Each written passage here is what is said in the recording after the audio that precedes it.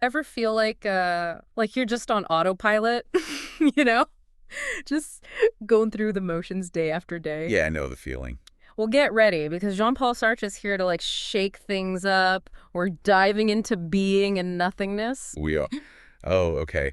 Sartre. Yeah, we're gonna unpack how even your like tiniest choices Okay. are actually these shouts of freedom Oh, wow. into this void of existence. Yeah, we're not just talking about like picking what to have for lunch here. No, no, no. Sartre wants you to really get this freedom. Yeah. This freedom that makes up like your existence. Exactly, yeah. And how the choices that you make, big or small, they shape the meaning of your whole life. So we asked you to flag some excerpts from Being and Nothingness, and let me tell you, you did not disappoint. I hope I didn't make it too dense. No, this is good. This is good. We're talking about like consciousness, nothingness, freedom, Right. and maybe even a little, existential dread, just for fun. Just a little. But don't worry, we're gonna make it what? Digestible. Fun. Sunlight Sartre. Exactly. Yeah. So let's jump right into it with one of Sartre's most well-known ideas. Consciousness is freedom. Okay. Now, I don't know about you, but to me, that kind of sounds like something you'd see on like a, one of those motivational posters. Oh, yeah, for sure. So, like, what did you really mean by that? Yeah, so Sartre, he wasn't talking about that like I can do whatever I want kind of freedom. Okay. This is way deeper than that. Yeah. See, Sartre, he believed that there's this like fundamental difference between just like being and nothingness. Okay. Okay, so like objects like this microphone right here. Right. This microphone just is. Yeah. But human consciousness, that's different, Right. It's always kind of reaching out, reaching beyond just what's happening right now. Imagining all the like what ifs and the maybes. Yeah, yeah. And that gap, right? That space between what we're aware of and like the limits of right here, right now. That's the nothingness that he's talking about. Okay. And it's in that like empty space of pure potential that our freedom actually exists. So it's less about what we can physically do and more about that just the possibilities that are kind of like swirling around in our minds. Exactly. Yeah. Like imagine like someone comes up to you and they're like, hey, do you want to completely change your career? Oh, wow. We have this thing. It's something you've always been curious about, but you gotta start over. Yeah. That feeling, right, of like, do I stay or do I go? That's Sartre's nothingness, that dizzying freedom to choose. Yeah. Even when it's kind of terrifying. You know what I mean? Yeah, like standing at a crossroads with just infinite paths stretching out, and you have to pick one. And you could pick any of them. Yeah, and it's exciting, but it's also kind of terrifying at the same time. Exactly. So that ties into his whole concept of anguish, right? I got it. That feeling of like you're totally responsible for your choices, even when it just feels like too much. That's existential anguish. Okay, this is already making my head spin a little bit, and we're just getting started. It's just a little bit. Let's talk about this word nothingness, because I think it trips people up. Yeah. It's easy to think of it as literally just nothing. Right. Empty space. Of course. Yeah. But obviously Sartre meant something a lot deeper, right? Absolutely. Nothingness. For Sartre, it's not like emptiness. It's not the absence of things. Okay. It's more like the engine of our freedom. Okay. It's the space where we imagine, we choose, we even define ourselves against what already is. And he gives this like super simple but powerful example in the text. He says, Pierre is not here. Okay.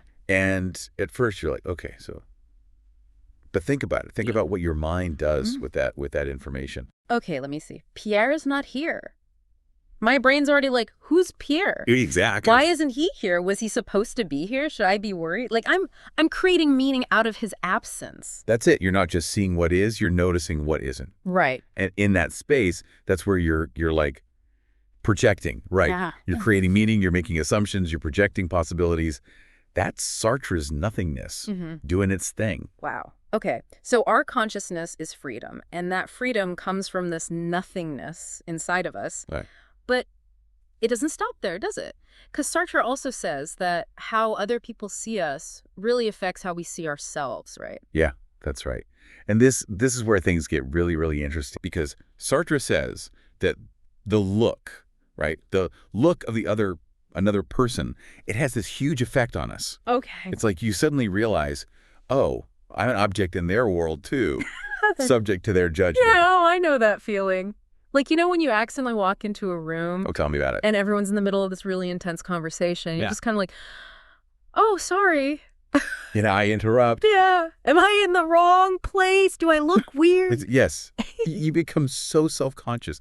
Like all eyes are on you. Yes. That's Sartre's look. Yeah. The spotlight's on you. Yeah. And you see yourself, but through their eyes. It's like that moment, when you realize, oh no, your fly is down. Oh, yeah. And it's like suddenly you're not just you're you being seen. Yes. And it's so vulnerable. It is. It is. And Sartre is really onto something with that, right? Because that vulnerability, that like awareness of ourselves as objects in the eyes of other people, I mean, it can be freeing, but it can also be kind of terrifying. Oh, for sure. Right. Because it forces us to face the fact that like our identity, it's not totally our own. Yeah. But it also opens up this possibility of kind of shaping how others see us. Right. Through the things we do, the choices we make. Man, this is heavy stuff. This is making me think about all the ways that like I change my behavior just because of how I think other people are perceiving me. It's true though, right? Yeah. It's like Sartre's like holding up this mirror to our like social anxieties. Yeah. And it's no wonder we feel that anguish he's always talking about. Exactly. And because it's so overwhelming, all this freedom to like, define ourselves, Sartre says that we try to escape it, right? Oh yeah, we run from it. Yeah. We pretend we're not actually responsible. And he calls this bad faith. Like bad faith. Bad faith. So give us an example. What does that look like in real life? Okay, let's say you've been putting off this project. Okay. This passion project. Something you keep saying you'll get to. Someday. Yeah, someday. But you're always, well, I'm just too busy. I'm not ready. Yeah, or I'm just not cut out for it, right? It's not my gift. That, my friend, that is bad faith in action. Oh, wow. Okay, you know what? That kind of hurts a little bit. I felt that. But you're right. It is easier to just blame like our circumstances or even our personalities. It's easier than actually like accepting the fact that we have this freedom, to actually go for it. Of course. Yeah, it's like it's easier to just say, "Oh, it's out of my hands." Right. This is just who I am. But really it's just a way of avoiding like the sometimes the scarier parts of being free, right? Yeah. And the responsibility that comes with that freedom. All right. I'm starting to see how all of this like fits together, right? Yeah. And you've got consciousness and nothingness, freedom, this look, this judgment of others. Right. And then bad faith, it's like Sartre's building up this argument for like radical personal responsibility. Yeah, he's saying you're in the driver's seat. And buckle up. Make a choice. Exactly. Yeah. And it doesn't stop there. Oh no. Sartre, he takes it even further. He asks how like individual consciousness is. Right, all these little eyes. Right. Yeah. How do they all come together to make a we? Okay. Yeah. How do we do that without losing ourselves? Right. Like, is it even possible to be part of a group without losing your individuality? It's a good question. Yeah. Right. And Sartre thought that a real connection with other people, it means accepting the things we share. Okay. But it also means acknowledging like the unique perspectives that each person brings. So it's not about pretending like we're all the same. Yeah. It's more like figuring out how to exist together even though we're different. Exactly. And he actually uses the example of like a group of factory workers who decide to form a union. Okay. So each worker might have their own reasons for being there, right? Yeah, like wanting better conditions or better pay. Certainly. Or, safer conditions, a sense of like, solidarity with each other. But it's that shared experience, of feeling oppressed, right? Yeah. And recognizing that they have power if they come together. Yeah. That's what lets them actually become this we that can make a change. That's a really powerful example. It makes me think about like, how important it is to find that common ground, Yeah. without losing sight of like our own individual experiences. Okay, this is a lot to process. But I am ready for the next layer. Oh, we've got layers. Oh yeah, we're going deep on this one. Sartre's version of psychoanalysis. Ooh, yeah. This isn't your like Freud on the couch kind of psychoanalysis, is it? No. Sartre, he called it existential psychoanalysis. Catchy. Right. And it's all about finding that one thing, that underlying project that kind of drives all your choices, right? It gives your life meaning. Right. But here's the big difference. For Sartre, That meaning, you don't discover it, you create it. Okay, so that's a pretty big difference, right? Huge. So it's less about, like, digging into your past. Less digging. Yeah, to find the It's easier. answers. Exactly. And more about actively making your life meaningful, like right now, in this moment. You got it. Okay. Well, Freud is saying, let's go back. Sartre is saying, you are writing your own story right now. Yeah. What's it going to say? I love that. That's empowering. Right. It's exciting. But also, again, a little bit of a weight, right? Right. Because if you're the author, Yeah. then you're responsible. You are responsible for all of it, all those plot holes. Yes. Those plot holes, all the inconsistencies. Exactly. Those side characters that maybe you didn't develop as well. Exactly. Okay, yeah, I'm getting that existential weight again. It's there. But it's also motivating because it's like he's saying, don't waste it. Exactly. Don't waste this freedom. Don't waste it. Okay. Are you ready for, like, a truly mind-bending idea? Hit me. Okay, because this is big. Okay. All right.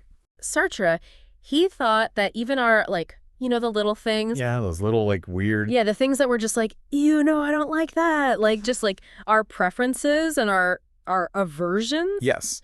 Our quirks. Yeah, he thinks that they reveal something much deeper. Yes. About who we are, about how we want to exist in the world. They're like little clues to our deeper selves. So are you telling me that, like, my very real and very strong aversion to cilantro Tell me. is like a philosophical statement? It could be.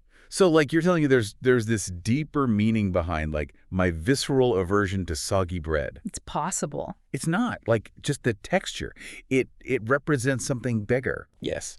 Sartre would say that those even like those little quirky dislikes, they can tell us something about the kind of person we want to be. Yeah. Like, think about it. Even something as basic as, like, ugh, I hate that texture.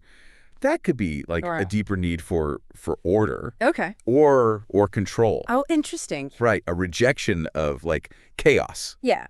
Versus someone who's like, give me all the soggy things. They're all about that chaos. There you go. Exactly. Okay. But how does this connect back to, nothingness and freedom? Okay, so remember, nothingness for Sartre, it's not just emptiness. Yeah. It's not the absence of stuff. It's potential. Right. Right. It's that space where you get to define yourself against what is. So when you're like, no, soggy bread, not for me. Right. You're not just reacting to the bread, right? You're defining your own being in that moment. I am not soggy bread. I am not soggy bread. I love that. Okay. There you go. That's kind of hilarious, but I see what you're saying. Like even in that like that recoil, that's me like exercising my freedom. Exactly. To be like, this is me, this is not me. What's who I am. This is who I am. And that takes us to Sartre's, like, very famous declaration.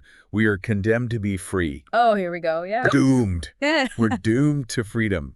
Even refusing to choose is still making a choice. It is. And it's that radical freedom, that like inescapable responsibility to create our own meaning. Right.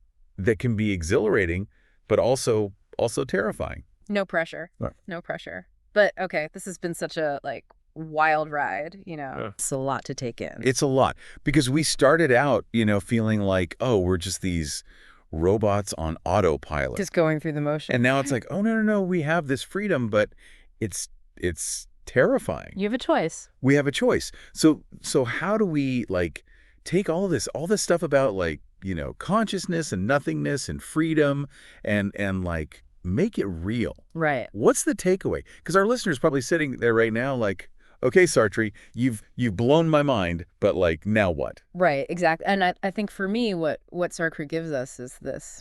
He reminds us that we're not just passengers along for the ride. Okay. Right? We are in the driver's seat. Oh, I like that.